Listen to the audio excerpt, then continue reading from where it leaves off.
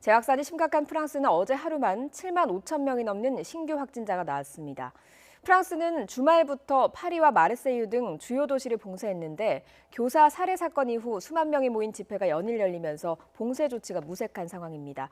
프랑스 파리에 있는 강하나 리포터 연결해서 현지 상황 들어보겠습니다. 안녕하세요. 네, 안녕하세요. 네, 먼저 워낙 충격적인 사건이어서요. 이 교사가 길거리에서 잔인하게 살해된 사건에 대해서 여쭤보겠습니다. 16일 사건이 일어났고요. 코로나19 시국에도 많은 시민들이 집회에 참석을 했더라고요. 여전히 시위가 계속되고 있습니까? 네, 프랑스 사회는 분노와 충격에 빠져 있습니다. 18일 오후 3시 파리 마르세유 리옹 프랑스 전역에서 3일 파티 교사를 추모하는 집회가 동시다발적으로 열렸습니다. 파리 레피블리크 광장에는 수많은 인파로 인산인해를 이뤘고 표현의 자유를 가르치다 숨진 중학교 교사를 기리기 위해 1분간 침묵한 뒤 프랑스 국가 라 마르세이즈를 부르며 고인을 추모했습니다. 사람들은 나는 사뮤엘이다, 나는 교사다, 표현의 자유, 가르칠 자유와 같은 다양한 문구가 적힌 팻말을 들고 나왔습니다. 네, 이번 사건이 일어나면서 프랑스 정부가 200명 넘는 테러 위험 인물을 추방할 예정이라고 들었습니다. 기준 같은 게 있습니까? 네, 다른마냥 장관은 앞으로 일주일간 정부 차원에서 51개 이슬람 연관 단체 조사가 이뤄질 계획이라고 했습니다. 프랑스 경찰 당국은 아울러 이 사건 이후 극단주의 종교 신념을 가졌다는 의심을 받아 감시 대상에 오른 자국 내 외국인 213명을 추방할 준비를 하고 있는 것으로 알려졌습니다. 예, 알겠습니다. 이민자 집단에선 반발도 클 것 같습니다. 한인 사회는 이런 사건들 그리고 집단 추방 예정에 대해서 어떻게 바라보고 있습니까? 네, 지금 한인 사회도 걱정스럽게 이 상황을 지켜보고 있습니다. 또 213명을 추방할 예정이라고 알려져 있기 때문에 또 이민국에서도 또 걱정스러운 눈빛으로 쳐다보고 있습니다. 예, 지금 이 상황은 좀 지켜봐야 할 것 같고요. 사실 프랑스는 자유평등 박애 국가라고 알려져 있지만 지금은 갈등이 좀 상당해 보입니다. 이번 사건이 프랑스의 가치를 침해당한 일이기도 하지만 치안 문제이기도 하잖아요. 강 리포터가 현지에서 느끼기엔 어떻습니까? 네, 사실 치안 문제가 가장 걱정스러운 부분인데요. 프랑스는 다양한 백그라운드를 가진 인종들이 모여 살기 때문에 아랍 출신 극단주의 이슬람 교도들이 많이 있는 것이 또 사실입니다. 이렇게 이슬람 종교에 대한 적대감이 커지면서 극단주의 이슬람 교도들을 자극하지 않을까 하는 걱정이 사실 됩니다. 예, 프랑스 시민들도 많이 불안해야 할 것 같습니다. 분위기 어떻습니까? 네, 지금 보셨다시피 많은 이들이 지금 프랑스 전역에서 시위를 하고 있고 사실 또 걱정스럽게 바라보고 있습니다. 예. 예, 알겠습니다. 사실 코로나19 시국인데도 워낙 충격이 큰 사건이어서 집회도 앞서 말씀하신 것처럼 계속되는 모습입니다만 사실 한국에선 8.15 집회 이후로 감염 경로를 알 수 없는 확산이 크게 늘어나면서 이 사회적 문제가 되기도 하고 뭐 차벽도 세워지고 이랬거든요. 프랑스 같은 경우에는 코로나가 재유행하면서 국가 비상사태가 선포됐고 집회도 금지됐습니다. 이번 시위는 허용된 겁니까? 지금 프랑스는 집회가 금지된 상황입니다. 하지만 이번 집회는 예외라고 볼 수 있겠습니다. 수천 명이 모인 파리 레피블릭 광장에서 있었던 시위에는 장 카스텍스 총리, 장미셸 블랑케르 교육부 장관, 마를렌 시아파 내무부 시민권 담당 장관, 안 이달고 파리시장 등이 찾아와 함께 사무엘 파티를 기렸습니다. 예, 지금 총리 등도 참여를 했다 이런 말씀을 해주셨습니다. 봉쇄령을 내린 게 지난 17일입니다. 코로나19 상황도 좀 정리를 해보죠. 파리와 마르세유, 대도시 9곳에서 4주간 야간 통행이 금지가 됐습니다. 현지에서 느끼기에 거리 분위기가 많이 달라졌습니까?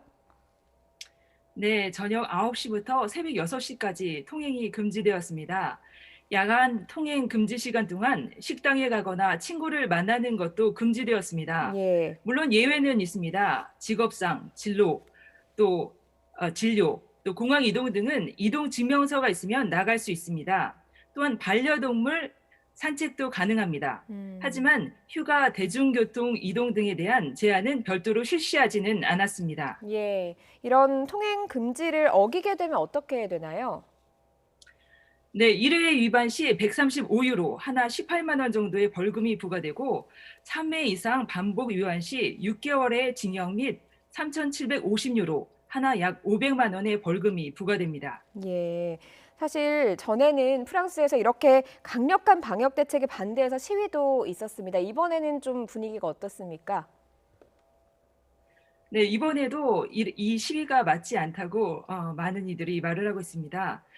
사실 이렇게 통행 시간을 제한하다 보니까 그 전에 집에 들어가기 위해서 지하철이나 사람들이 더 몰리는 것을 또 볼 수가 있습니다. 예. 오히려 조금 더 몰리는 것을 볼 수 있었다 이런 설명을 해주셨습니다. 사실 코로나19가 누구든 피해갈 수 없는 거다 보니까 상원도 집단 감염이 발생을 했습니다. 상원 의원이 8명이나 감염됐다 이런 보도가 나왔는데 지금 추가 감염이 있습니까? 네, 지금 추가 상원은 지금 단지 프랑스 상원과 하원은 코로나19 확산을 막기 위해서 회기 출석 인원을 50%로 제한하고 있습니다. 예. 상원은 아직 코로나19 검사를 받지 않는 의원뿐만 아니라 보좌관, 행정직원 등을 대상으로 다음 주에도 자발적인 검사를 진행할 예정입니다. 예, 지금 의회는 어떻게 문을 닫았습니까? 네, 문을 닫지는 않았습니다. 상원 전체 의원 383명 중 8명이 코로나19 확정이고 1명은 입원한 상태이지만 상태가 위중하지는 않은 것으로 알려졌습니다. 예. 상원 3분의 1이 자발적인 검사를 하였고 다음 주에도 검사를 계속할 예정입니다. 예. 아직 우려할 상황은 아닌 것 같습니다. 예, 알겠습니다.